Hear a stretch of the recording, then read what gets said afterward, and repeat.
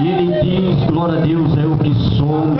é eu que faço, é eu que proclamo, é eu que liberto, é eu que transforme, glória a Deus, e eu vim dar vida, e vida com abundância, glória a Deus, é algo diferente, glória a Deus, aleluia, é algo de mistério sobre a nossa vida, grande Deus, aleluia, e quando o homem proclama pelo Rei de Deus, ele está proclamando pela bem-aventurança de Deus, aleluia, e é isso que nós viemos proclamar, pelas bem-aventuranças de Deus que já está sobre as nossas vidas, que está sobre aquele que clama, sobre aquele que busca, sobre aquele que está sedente, sobre aquele que é pobre de espírito, é um espírito sozinho, aquele que somente testifica que Deus é o Senhor, Salvador da nossa vida, glória a Deus, aleluia,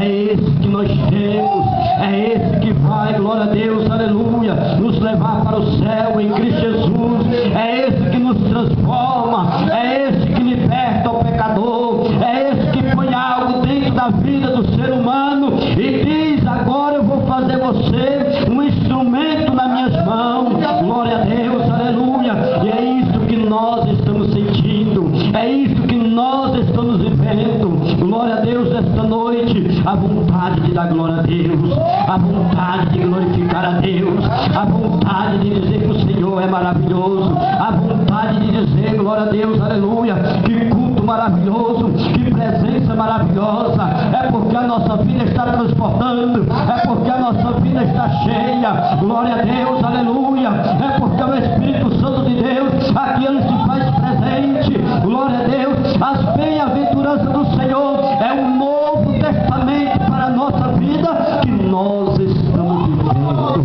debaixo da graça de Deus.